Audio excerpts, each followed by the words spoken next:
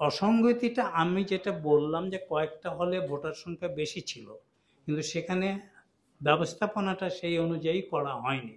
ভোটাররা লম্বা লাইনে দীর্ঘক্ষণ দাঁড়িয়ে থাকছে, এটা আমরাও দেখেছি। এইটা আমার কাছে একটু অন্যরকম মনে হয়েছে যে আরও এই বিষয়ে আগে থেকে ভোটারের সংখ্যা দেখে জায়গার বা স্থান নির্ধারণ করা উচিত ছিল। এই জায়গাটা আমার কাছে ত্রুটিপূর্ণ মনে হয়েছে, এই জায়গাটা। কিন্তু ভোট গ্রহণের ক্ষেত্রে কোনো রকমের অভিযোগ আছে কিনা আমি প্রত্যেক সেন্টারেজের এজেন্টদের ভিন্ন ভিন্নভাবে জিজ্ঞাসা করেছি। মানে ওখানে তো কোথাও 7 জন, কোথাও 8 জন এজেন্ট বসেছিল। আমি প্রত্যেককে জানতে চাইছি তোমার অভিমত কি। কেউ কোনো অভিযোগ আমাকে এই ব্যাপারে করেনি। জি, পর্যবেক্ষণে কি পেয়েছেন? এই নির্বাচনটা কি গ্রহণযোগ্য বা কত পার্সেন্ট গ্রহণযোগ্য বা কেমন হয়েছে এটা বলে দিয়েছেন তাহলে হয়ে যাবে স্যার। যেহেতু আপনি পর্যবেক্ষক, কি দেখেছেন, কি পেয়েছেন স্যার?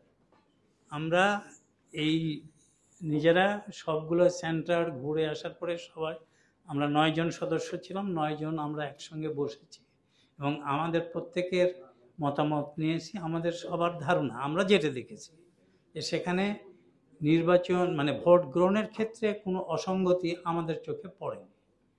তবে ব্যবস্থাপনার যে ত্রুটির কথা আমি বললাম, এটা আমি তখনও বলেছি। আর অন্যান্য যে বিষয়, আমাদের ছেলেদের দাবি ছিল ট্রান্সপারেন্ট ব্যালট বক্স থাকতে হবে। আমার কাছে মনে হয়েছে যে এইটা একটা নেগেটিভ ইম্প্যাক্ট পড়েছে ভোটারদের উপর। কেন ভোটাররা যখন ব্যালট পেপার ঢোকাইছে, তারা সিধা ঢুকাক বা উল্টা ঢুকাক, দেখা যাচ্ছে যে সেখানে কাকে ভোট দিছে এটা দেখা যাচ্ছে। এই যে ট্রান্সপারেন্ট ব্যালট বক্স আমার কাছে ভোট গ্রহণের জন্য উপযোগী নয় বলে আমার মনে হয়েছে। কিন্তু এটা দাবির প্রেক্ষিতেই প্রশাসন করেছে। হয়তো আমরা প্রশাসনের বাইরের লোক বলেই পর্যবেক্ষণের জন্য আমাদেরকে ডাকা হয়েছিল। আমরা মনে করছি যা দেখে যে ভোট গ্রহণের মধ্যে ছোটোখাটো যে বিচ্যুতি, এমন কথা যেমন যে কালি ব্যবহার করছে, বাংলাদেশে যে কালি এখন পাওয়া যায়, সেই জাতীয় নির্বাচনের সময় যে কালি ব্যবহার করা হয় সেটা পাওয়া যাচ্ছে না। আমি জিজ্ঞেস করেছিলাম, যে কারণে পার্মানেন্ট ইঙ্ক ব্যবহার করছে এবং এটা অনেক সময় যদি গায়ের চামড়ায় ভিজা থাকে তাহলে একটু হয়ে যেতে পারে, কিন্তু যদি পরে দেখা গেল যে নখে দিলে এটা আর উঠে যাচ্ছে না। আমরাও বলেছি। হ্যাঁ, বিষয়টার উত্তর নির্বাচন কমিশন দিতে পারবে, রিটার্নিং অফিসার দিতে পারবে, তারা কি নিয়েছেন।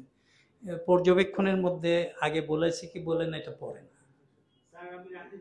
আমি সেখানে দেখেছি যে মানে ভোটাররা কিভাবে যাচ্ছে, ভেতরে অবস্থা মানে তাদের মানে জায়গাটা কীরকম।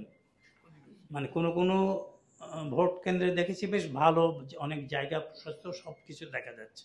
কোনো কোনোটাতে যেখানে বললাম কয়েকটা হলে জায়গা খুব কম ছিল, চাপাচাপি হয়ে ভোটাররা যাচ্ছে।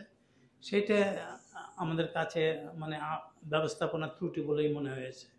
কিন্তু আমি এমনি প্রিজাইডিং অফিসার, পোলিং অফিসারদেরকে জিজ্ঞাসা করেছি, হলে প্রাধ্যক্ষ যিনি রিটার্নিং অফিসার তাকে জিজ্ঞাসা করেছি কোনো সমস্যা আছে কিনা, তারা বলছে না, ঠিকভাবেই হচ্ছে। আর পুলিং এজেন্ট, আমি আগে জিজ্ঞাসা করছি পুলিং এজেন্ট কোথায় আমার, আমি তাদের কাছে ব্যক্তিগতভাবে প্রত্যেকের কাছে গিয়েছি, জিজ্ঞাসা করেছি। এখন সেখানে কোন কোন দলের ছিল আমি সেটা বলতে পারবো না, হয়তো সব দলের ছিল, কিন্তু আমাদের কাছে কেউ কোনো অভিযোগ করেনি। আমরা জানতে চেয়েছি কোনো অভিযোগ আছে কিনা, কিন্তু ভেতর থেকে, নির্বাচন কেন্দ্রের ভেতর থেকে কেউ কোনো অভিযোগ করেনি। অংশগ্রহণমূলক হয়েছে, এতে কোনো সন্দেহ নেই। ছাত্র দল, ছাত্র শিবির বা অন্যান্য সংগঠনও অংশ নিয়েছে। এটাও ঠিক আমি বলতে পারবো না, তবে খবর নিয়েছি এটা 60 থেকে 70-র মধ্যে হবে, 69 এইরকম। নির্বাচন কমিশনের, আমি তো বললাম যে এটা